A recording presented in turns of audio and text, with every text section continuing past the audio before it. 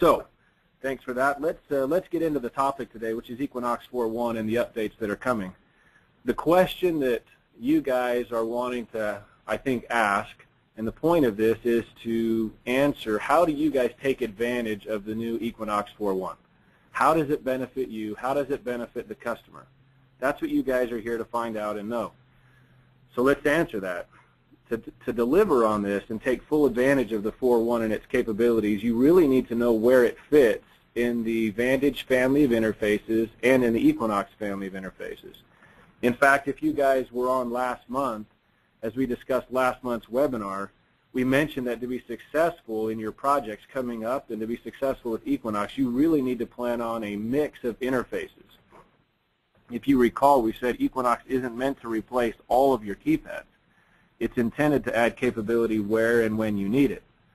So, in the case of Equinox41, which is what we're talking about today, as you can see, Reed, if you'll move to the next slide, you'll see in this slide that it fits here somewhere in the middle.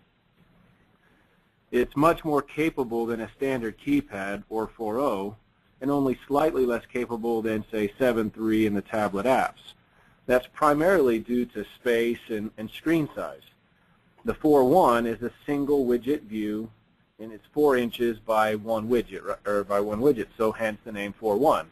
And we know 7.3 is a 7-inch with 3 widgets. So you got to know that right off the bat. It's a single widget, single column environment, single gang.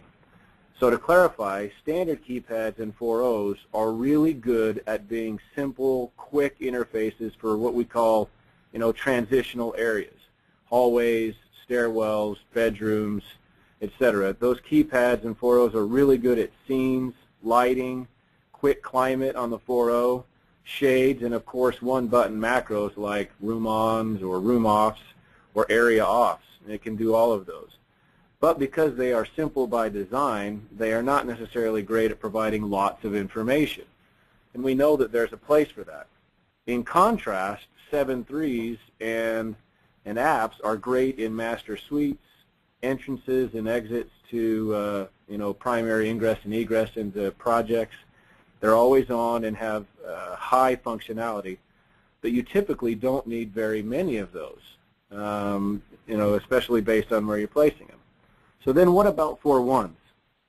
In our opinion, with their single widget view, the best use for 4.1s is in any mixed zone for audio and lighting, or where you may want HVAC, because it has the capability of handling full graphical metadata like the 7.3 at a lower price point than the 7.3, and has higher metadata as opposed to the 4.0, which is a lower cost and a low metadata device. So really should become your default audio keypad and can double as lighting, climate, security, shades. In fact, all of the widgets can be seen and used on the 4.1s. After we release this summer, there will be 12 different widgets. One of the things that you guys will want to know, though, and you may have already experienced on the iPhone or Android mobile phone app, is that the only real limitation on the 4.1 or on the iPhone and Android phone apps, which are consistent, is the ability to create and edit scenes.